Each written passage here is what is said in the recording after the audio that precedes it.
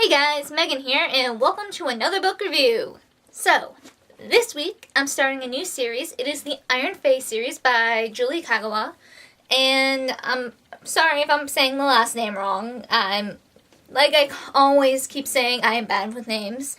And the first book is The Iron King. This book is about fairies, and I was really excited to read this because I haven't read many books about fairies. So this is a nice change of pace from all the angels and demons and stuff. The main female protagonist in this book is called Megan Chase. Megan. And she is about to turn 16 years old. She's the girl in the high school that doesn't get noticed a lot. She's easily forgotten, she's under the radar, she has only one really good friend whose name is Robbie Goodfell. Other than her father disappearing when she was like a little girl, her life has been reasonably normal. Then, when she turns 16, things change. She starts swearing she's seeing things, she feels she's hallucinating, and then she comes home on her 16th birthday from school. It was a bad day. The popular kid, the popular football jock guy basically ruined her reputation, I can speak, and made her the laughingstock of the school, so it's been a lousy day for her. So she comes home, finds her mom fell and hit her head in the kitchen with her 4-year-old brother, and she's freaking out, thinking her mom, has concussion and stuff. Her mom's like, I'm fine. Eventually, her stepdad just, drives her to the hospital, because that's the smart thing to do, And Megan's stuck watching her little brother. And she loves her little brother, so it's not like a big chore, but he's being really bratty. And after a horrible day on her birthday, no less, it's just all in all lousy. So she is watching her brother, and her brother attacks her.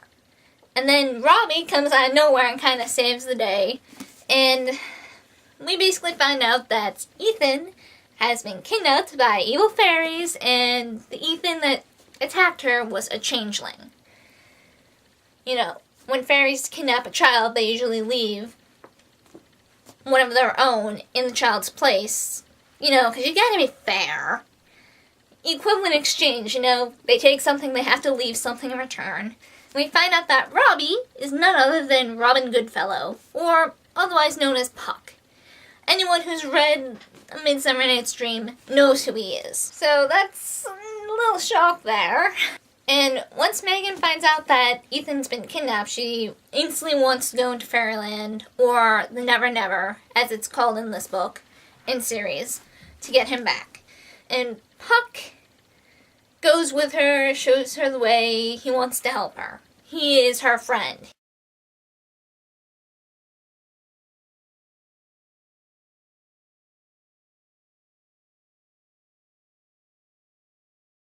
We find out, once they are in Fairyland, that Megan is the daughter of Oberon, king of the Summer Court. And Titania is not too happy with Megan, because, she's the proof that her husband cheated on her. So Megan is in shock at this. We are also introduced to this young prince named Ash.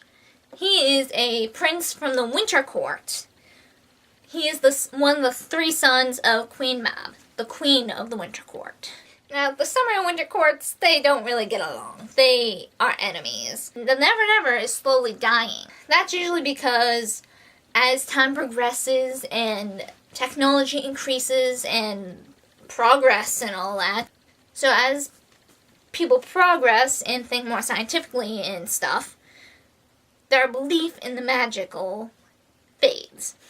And that's what keeps fairies and Fairyland alive. Creativity, imagination, dreams, hopes. That's what fuels them. But we find out there is more going on in the Never Never than it's slowly dying. There is a new threat, the Iron Fae. Now, basically, the ideas of the Iron Fae is, as people stop believing in magic, their dreams of science and progress, those are increasing, right? So, while fairies while the normal fae are created and kept alive from magic and creative thinking and all that stuff, the Iron Fae are created from thoughts of progress and scientific discovery and stuff. Iron Fae are kind of getting sick of just kind of being like the low of the low. They're trying to take over fairyland, led by their Iron King. We find out the Iron King is the one who kidnapped Megan's brother. For some reason, he wants her. So all sorts of action happens. Once it's known Megan is Oberon's daughter, everyone wants to get their hands on her because she is half mortal. She has the power of the Summer Court running through her veins, but her mortal blood allows her to survive and touch iron. Iron is deadly to fairies. If it touches them, it burns them. Being surrounded by it for long amounts of time will cause them to die very slowly and painfully. So having Megan, who can pick up iron and use iron without an issue, is a big deal. To Oberon's enemies, she is like the ultimate weapon.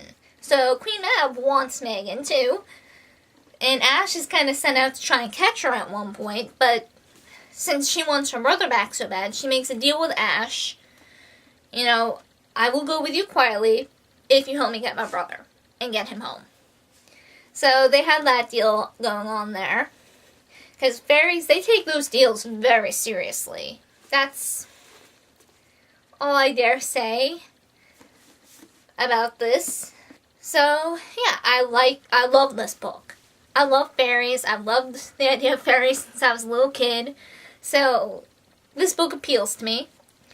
And the dialogue is fantastic. Megan's, thoughts are fantastic. She is a good narrator. So yeah, the book is told from the first person point of view, by the way. And, I don't know, it seems longer than it is. It's about 363 pages. To some that might seem like a lot, and the thickness might seem like it's a lot, but it's really not. I felt it went by really fast. I didn't feel bored at all during reading it. It's just a good read. I'd really recommend picking it up. I can't wait until to read the next one. I hope the library gets it in soon.